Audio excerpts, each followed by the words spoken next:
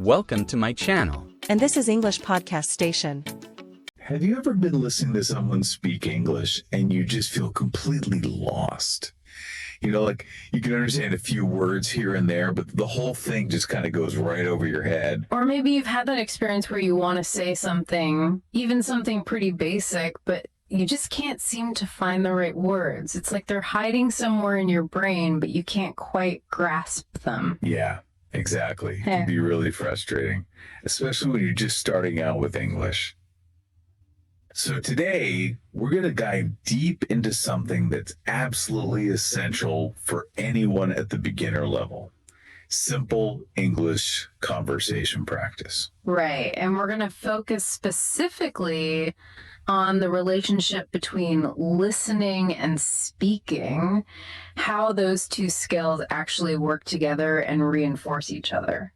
And, you know, we've got some great resources for this deep dive.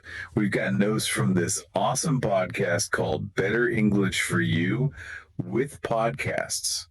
And we're going to be looking specifically in episode 18. Yeah, episode 18 is all about listening and speaking for beginners, which is perfect for our topic today. And we've also got a bunch of beginner-friendly conversation guides and stuff that we've collected over time. Absolutely. The goal here is to really pull out the most practical advice, the stuff that you can actually use right away to start feeling more comfortable and confident, you know? Exactly.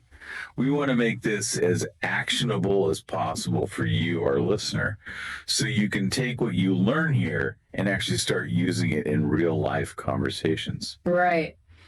Now, one thing that really stood out to us as we were going through these materials is how much they emphasize this connection between listening and speaking. Yeah, for sure. They really highlight how your ability to listen well actually feeds directly into your ability to speak confidently. It's like, think about learning to dance. You have to hear the music first. Right. You have to feel the rhythm before you can start moving your body to it. I love that analogy. And it's the same with language.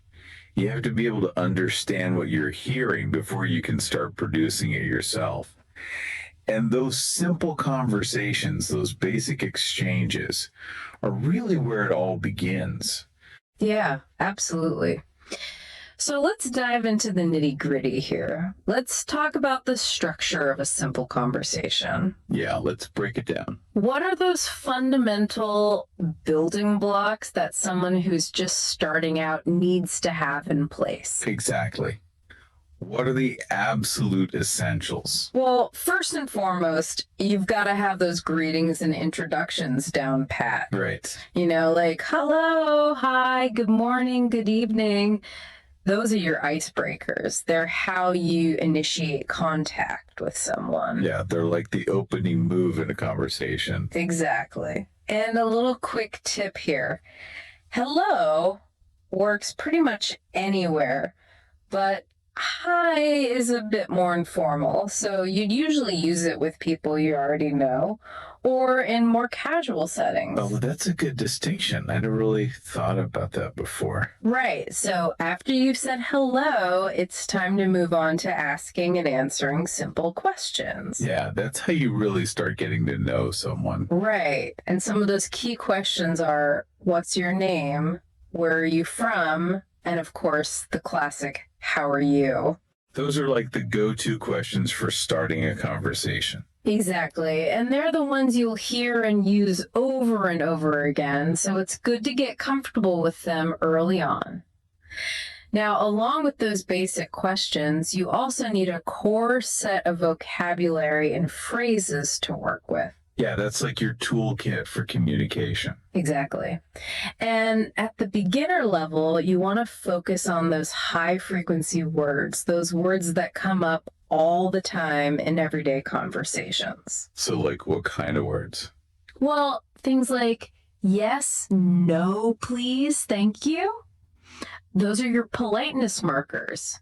You know, the words that help you navigate social interactions smoothly. They're essential for showing respect and being understood. Exactly. And then you've got common beginner phrases like, how are you doing? Or nice to meet you. These are the phrases that kind of grease the wheels of conversation, you know? Right. They help things flow more naturally. Yeah, exactly. Now, the materials we looked at also stress the importance of understanding and using simple sentence structures. Yeah, that makes sense. Simple sentences are easier to both understand and to produce. Exactly. And a lot of times they focus on that subject verb object order, like I am going to the store, or she likes listening to music. Right. Those are really clear and direct. Yeah, and they're easy to build upon as you start learning more complex grammar structures. And finally, something that's super important, especially at the beginner level, is polite language and basic social etiquette. Yeah, that's something that can really make a difference in how people perceive you. Right. And it's all about using those phrases like, excuse me, could you please, and thank you very much. These little phrases go a long way in making interactions more positive and respectful. They're like the social glue that helps everything stick together. Exactly. So, to kind of sum up this basic conversation structure, it's about mastering these fundamental elements. Greetings and introductions, asking and answering simple questions, using basic vocabulary and phrases, understanding and using simple sentence structures, and of course, incorporating those polite phrases to smooth out those interactions. That's a great overview. And, I really appreciate how the sources we've looked at don't just talk about these elements in theory. They actually give you concrete examples of how they work in real life situations. Yeah, for sure. Those examples are super helpful because they show you how these pieces all fit together in practice. Absolutely. Yeah. So, for instance, they might give you a simple greeting like, good afternoon. How are you doing today? Right. Or a basic question like, what time is it, please? Or, excuse me, where is the nearest restroom? The kinds of questions you might actually need to ask when you're out and about. Exactly. And they'll give you examples of basic vocabulary words like water, food, friend. Right. And simple sentences like, he is reading a book, or she is going to work. And of course, those all important polite phrases like, could you please repeat that? Or thank you for your help. Yeah. Those phrases just really make a difference in how smoothly the conversation flows. Absolutely. So the key here is to really focus on getting comfortable with these basic building blocks. Mm-hmm. Because once you have those down, you can start to build more complex conversations on top of that foundation. Exactly. It's like building a house, Yeah. You got to start with a strong foundation, and then you can add all the fancy stuff later. I love that analogy. Now, let's switch gears a bit and talk about listening practice. Because, being able to understand what the other person is saying is obviously a crucial part of having a conversation. Absolutely. And the resources we've been looking at, especially that Better English for You episode, they really put a big emphasis on listening as the first step. It's like you can't speak effectively if you can't understand what you're hearing. Right. It's like trying to catch a ball in the dark. You have to be able to see it coming first. Exactly. So let's talk about some strategies for beginners to improve their listening skills in those everyday scenarios. Okay, sounds good. So one of the most effective strategies that they highlight is focusing on listening to simple dialogues in those common everyday situations. Yeah, like the ones we were just talking about, ordering food, asking for directions, that kind of thing. Exactly. And the reason those situations are so helpful is because they provide a lot of context. You can often figure out what's going on even if you don't understand every single word. Right. It's not just about hearing the words in isolation.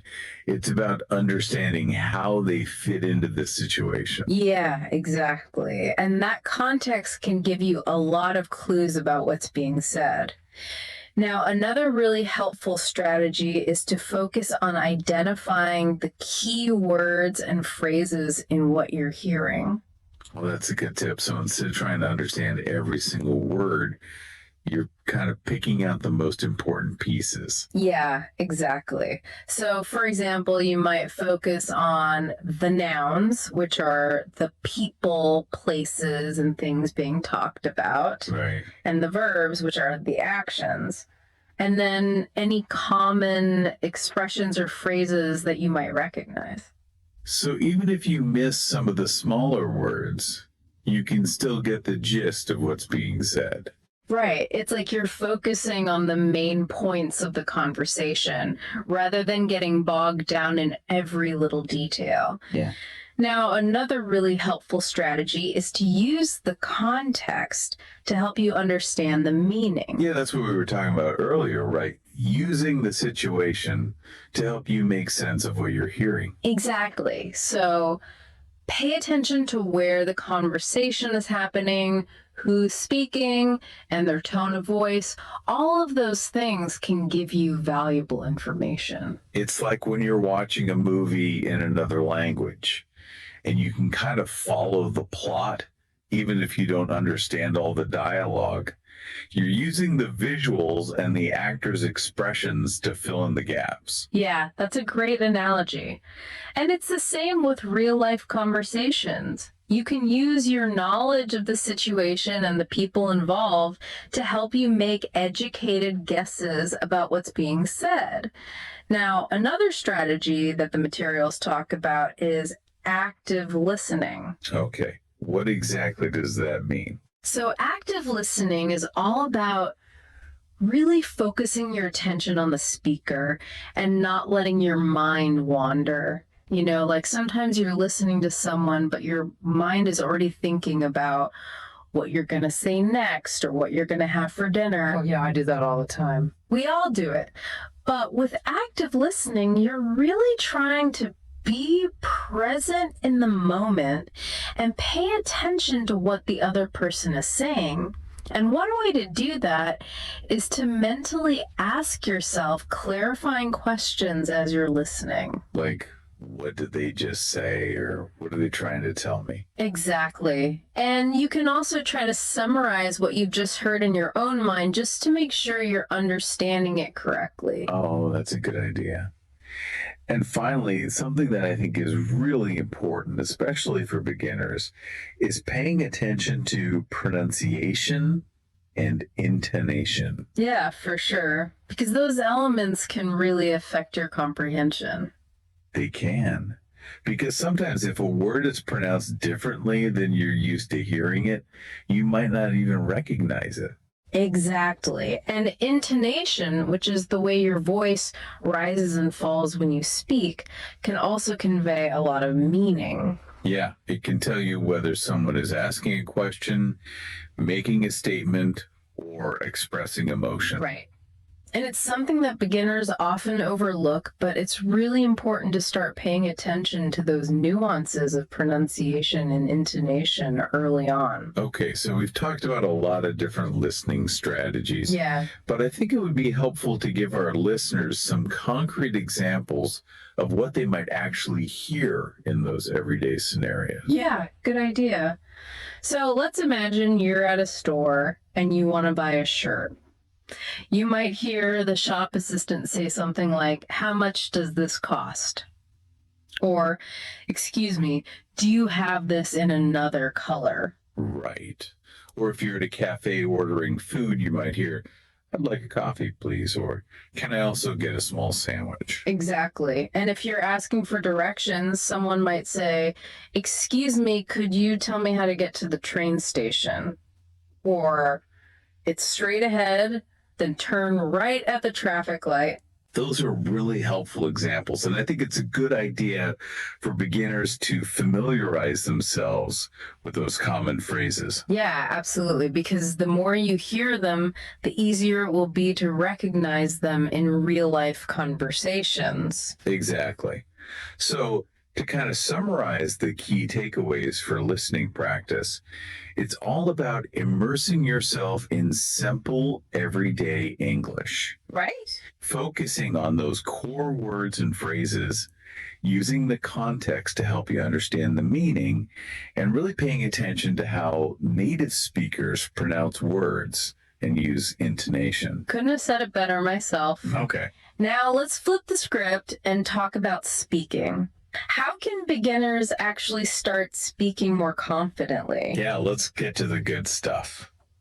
All right, so one of the most effective ways to practice speaking that we found in the materials is role playing. Oh, role playing. I remember doing that in language classes. It can be a lot of fun. Yeah, it's a great way to practice those real life conversations in a safe and controlled environment. Right. You can kind of rehearse for those situations you might encounter in the real world. Exactly. And it's a great way to build confidence because you're not under any real pressure to get it perfect. Yeah, you can make mistakes and learn from them without feeling embarrassed. Right. So, how can someone who's just starting out use role playing effectively? Yeah, good question. What are some of the key tips? Well, first of all, you can start with those fundamental elements that we talked about earlier, like greetings and introductions. Okay, so you might practice saying, "Hello, my name is," and then responding to someone else's introduction. Exactly. It's a simple exercise, but it's a great way to get comfortable with those initial exchanges. Yeah, it's like breaking the ice in a conversation. Right. And then you can move on to practicing asking and answering those basic questions. Like, where do you live? Yeah, What do you do for work? What are your hobbies? exactly. And it's important to practice both asking and answering those questions because that's how you'll be using them in real conversations. Right, you need to be able to do both sides of the exchange. Yeah, exactly. And then once you're comfortable with those basic exchanges, you can start to simulate those everyday scenarios that we talked about earlier. Like shopping, ordering food, asking for directions. Exactly. And you can even act out those scenarios by yourself. Just imagine yourself in that situation and think about what you would say and how the other person might respond. Right, it's all about mental rehearsal. Exactly. And then the more you practice, the more comfortable you'll become with those phrases and the more natural they'll sound when you actually have to use them. And I imagine it's also really important to practice using polite language in those role play scenarios. Oh, absolutely. Because politeness is so important in English speaking cultures. It is, and it can really make a difference in how people perceive you. Yeah, for sure. So when you're role playing, make sure you're using those phrases like, excuse me, could you please, and thank you very much. Right. Those phrases are like the social lubricant that makes interactions go more smoothly. Exactly. Now, the materials also gave some specific examples of role playing exercises that you can try. Oh, that's great. Let's hear them. Okay, so one exercise is to imagine you're meeting someone new at a coffee shop. Okay. So you might practice saying hello, introducing yourself, and asking them about their day. Exactly. Another exercise is to pretend you're being interviewed for a simple job. Okay, so you might practice answering questions about your skills and experience. Right. And you could also act out buying a train ticket or asking for information at a tourist center. Those are all great ideas. And I think the key takeaway here is that role playing is a really safe and effective way to practice speaking without the fear of making mistakes. Exactly. And the materials really emphasize that making mistakes is a natural part of the learning process. Right. That's how we learn. Right. So don't be afraid to make mistakes when you're role playing. Just try to learn from them and keep practicing. Now, speaking of practice, let's talk about building vocabulary because, you need to have words to work with in order to speak. Yeah, vocabulary is like the raw material of language. It is. So, what do the sources recommend for beginners who are trying to expand their vocabulary for simple conversations? Well, they emphasize focusing on those essential words and phrases that you'll encounter frequently in everyday situations. Right, like the words related to food, travel, family, daily routines, hobbies, that kind of thing. Exactly. And they recommend starting with those basic categories of words. So, like the names of common objects. Okay. And basic verbs related to daily activities like eat, sleep, go, come. Yeah, those are the verbs that you'll use all the time. Right. And then basic adjectives to describe things like big, small, happy, sad. Right. And then on top of those individual words, they also talk about learning common phrases and expressions. Yeah, those are super important because they make your English sound much more natural and less like you're just reciting words from a textbook. Exactly. So, like, what kind of phrases are we talking about? Well, things like, how's it going? See you later, no problem. You know, those phrases that native speakers use all the time. Right. And the more you learn those phrases, the more fluent and confident you'll sound. Exactly. Now, the materials also gave some really practical advice on how to actually learn and remember new vocabulary. Okay, let's hear it. So, one of the most popular methods is flashcards. Oh, yeah. Flashcards are classic. They are. And there's still a really effective way to learn new words. You can make your own flashcards, or you can use a flashcard app like Anki or Quizlet. Right. Those apps are really convenient because they can track your progress and help you review the words you're struggling with. Yeah, exactly. And they often use spaced repetition, which is a technique that helps you remember information better by reviewing it at increasing intervals. That's cool. Yeah, it's really effective. Now, another helpful strategy is to practice sentence building. So once you learn a new word, try to create a simple sentence using that word in a context that's relevant to you.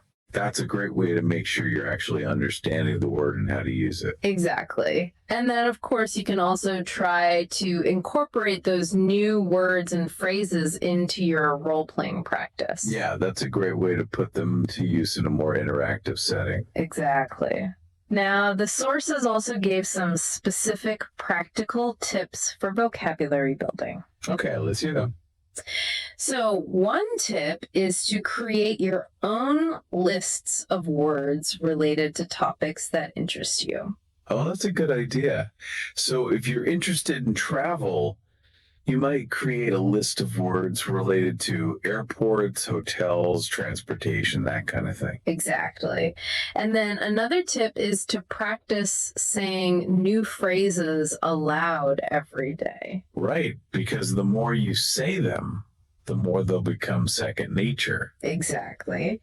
And then they also recommend dedicating just a few minutes each day to using flashcards or a vocabulary app. Yeah, even a little bit of practice every day can make a big difference over time. It really can.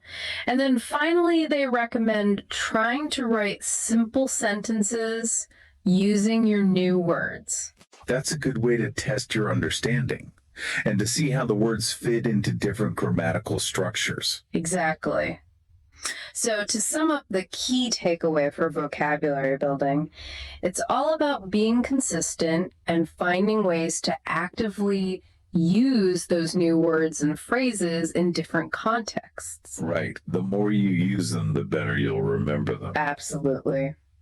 Now let's move on to another crucial aspect of speaking: Pronunciation. Yeah, pronunciation is so important because even if you have perfect grammar and a huge vocabulary, if people can't understand what you're saying, it's all for nothing. So true. And it can be really frustrating for both the speaker and the listener when pronunciation gets in the way of communication. Yeah, absolutely. So let's talk about some tips for beginners on improving their pronunciation. Okay, so first of all, it's important to understand that pronunciation involves two main things: phonetics and intonation. Okay, so phonetics, that's like the individual sounds of a language, right? Exactly, like the F sound in think or the R sound in read. Right. And intonation, that's how our voice rises and falls when we speak, like the melody of our speech. Exactly, and both of those things are important for clear and understandable pronunciation. Okay, so what are some of the key things that beginners should focus on when it comes to pronunciation? One of the most important things is to focus on mastering the basic sounds of English, especially those sounds that might be different from the sounds in your native language. Yeah, because those are the sounds that we tend to struggle with the most. They are, and one of the biggest challenges for beginners is the th sound. Yeah, that one can be tricky. It can be, and then there's the difference between short vowel sounds and long vowel sounds. Right, like the difference between ship and sheep. Exactly. And those subtle differences in vowel sounds can really change the meaning of a word. So it's important to pay attention to those. It is.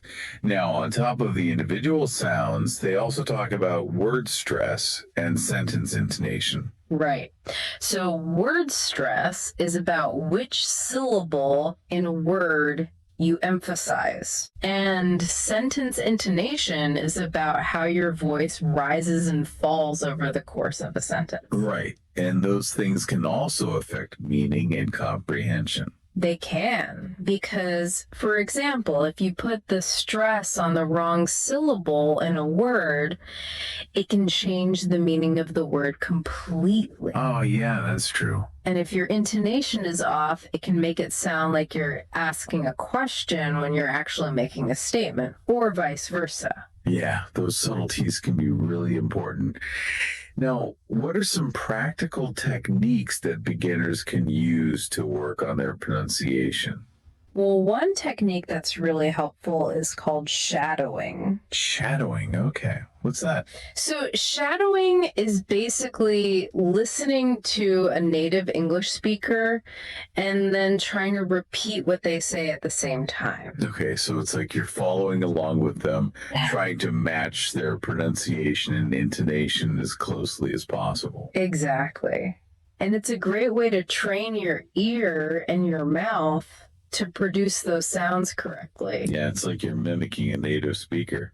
Exactly. And you can shadow along with anything, really, like a podcast, a video, an audio book. Well, that's a good idea. I'm going to try that. Yeah, it's really effective. Now, another helpful technique is to record yourself speaking and then listen back to it. Okay, that can be a little painful sometimes, but it's definitely helpful. It can be, but it's a really good way to identify areas where your pronunciation differs from a native speaker's. Yeah, it gives you that objective feedback that you need. Exactly. And then once you've identified those areas, you can focus on practicing them specifically. Right, like maybe you notice that you're always mispronouncing a certain vowel sound. Yeah, or maybe you're not putting the stress on the right syllable in a word. Right, and then you can find exercises or resources that specifically target those areas. Exactly. Now, another tip that the materials emphasize is to consciously try to speak more slowly and clearly, especially when you're first starting out. Yeah, that makes sense because when we're nervous or trying to speak too quickly, our pronunciation tends to suffer. Exactly. So it's better to slow down and focus on getting each sound right, even if it feels a little unnatural at first. Right. It's more important to be clear than to be fast. Exactly. And then as you become more comfortable and confident, you can gradually increase your speed. Okay, so we've talked about some general pronunciation tips, but do the sources give any specific exercises that beginners can try? Yeah, they do.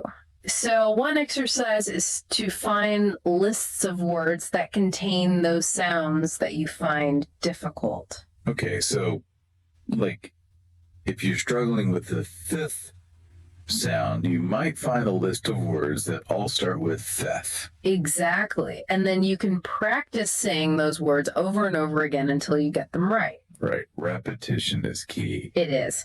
And then another exercise is to listen to native speakers pronounce words and then try to repeat them, paying close attention to which syllable they stress. Okay, that's a good way to train your ear for word stress. It is. And you can find lots of audio and video resources online that are specifically designed for pronunciation practice. Oh, yeah, there are tons of those. And then they also recommend using a voice recorder app to record yourself speaking. Right, that's the one we talked about earlier. And then you can listen back to it and compare your pronunciation to a native speaker's. Exactly. And then finally, they recommend focusing on connecting your words smoothly when you speak. Right, because in natural speech, we don't pronounce each word in isolation. We connect them together. Yeah, that's what makes English sound so fluid. Exactly. And it's something that beginners often struggle with, so it's important to practice those connections. It is, and the more you practice, the more natural it will sound. Absolutely. So, to sum up the key takeaways for pronunciation practice, it's all about focusing on those basic sounds, mastering word stress and sentence intonation, and then finding ways to practice those things consistently. Right, and don't be afraid to experiment and make mistakes. That's how you learn. Exactly. Now, we've covered a lot of ground today. We've talked about the basic structure of simple conversations, improving listening and speaking skills, building vocabulary, and working on pronunciation. Yeah, we've really hit all the major points. But, learning English is an ongoing journey. It's not something you just do for a few weeks and then you're done. Right, it's a lifelong process. Exactly. So let's talk about some tips for continued improvement. What can our listeners do to keep moving forward on their English learning journey? Okay, great question. So, one of the most important things that the materials emphasize is setting realistic goals. Yeah, that makes sense because if you set your goals too high, you're more likely to get discouraged and give up. Exactly. So instead of trying to become fluent overnight, start with smaller, more achievable goals. Right. Like maybe your goal is to practice speaking for 5 minutes every day. Yeah, or maybe it's to learn 3 new words a week. Right. Whatever it is, make sure it's something that you can actually stick to. Exactly. And then as you progress, you can gradually increase the difficulty of your goals. Right. So it's like a staircase. Yeah. You start with the first step and then you work your way up. Exactly. Now, another great tip that the materials highlight is finding language exchange partners. Oh, yeah. That can be really helpful. It can be, because it gives you the opportunity to practice with a native speaker in a real world setting. Right. And it's a great way to learn about different cultures and perspectives. Exactly. And there are tons of websites and apps that can connect you with language exchange partners. Yeah, like HelloTalk and Tandem are really popular ones. Right. And then, of course, you can also try to find language exchange partners in your local community. Yeah, if you live in a city with a large immigrant population, there are often language exchange groups or meetups that you can join. Exactly. Now, another great resource for continued improvement is online learning materials. Yeah, there are so many amazing websites and apps out there these days. There are, and a lot of them are free. Right, like BBC Learning English and Duolingo are great examples. Exactly. And those websites and apps offer all sorts of different learning materials, from grammar lessons to vocabulary quizzes to interactive exercises. Right, so you can really find something that fits your learning style and your needs. Yeah, absolutely. And then finally, one of the most important things for continued improvement is to create a consistent practice routine. Yeah, that's something that we've talked about throughout this episode, but it's really worth emphasizing again. It is, because consistency is key when it comes to language learning. Absolutely. Yeah. So try to schedule regular time for listening, speaking, and vocabulary study. Right. And then treat those practice sessions like important appointments that you don't skip. Yeah, even if it's just for 15 minutes a day, those short regular sessions will add up over time. They will. And then most importantly, stay motivated and don't give up. Right. Because learning a language can be challenging at times, but it's also incredibly rewarding. It is. So remember why you started learning English in the first place and keep those goals in mind. Right. And celebrate your progress along the way, no matter how small it may seem. Yeah, every step forward is a victory. Absolutely. Now, the sources also gave some specific practical tips for staying motivated. Okay, let's hear them. So, one tip is to set those small, achievable goals that we talked about earlier. Yeah, those are so important. They are. And then another tip is to find language exchange partners who you enjoy talking to. Yeah, that can make a huge difference, because if you're having fun, you're more likely to stick with it. Exactly. And then they also recommend making use of all those amazing online resources that are available. Right, like BBC Learning English, Duolingo, Memrise, all those great websites and apps. Exactly.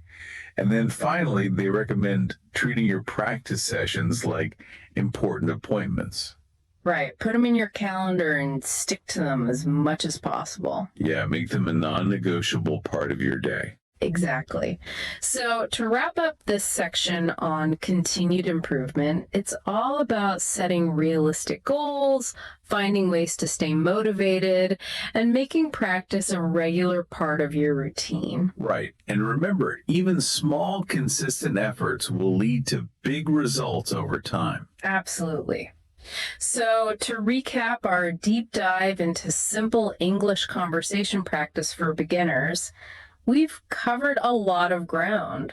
Yeah, we have. We've talked about the basic building blocks of conversation, the importance of listening, the power of role playing, effective strategies for building vocabulary, and practical tips for improving pronunciation. Right. And we've also talked about the importance of setting realistic goals, staying motivated, and making practice a regular part of your routine. Exactly.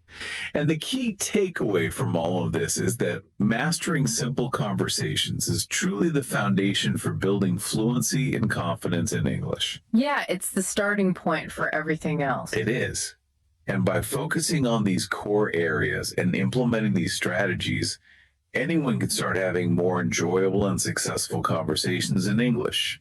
Yeah, and what's really encouraging is that these fundamental skills that we've talked about today, they're not just for beginners. Right. They're essential for every level of English learner. They are, because even as you progress to more advanced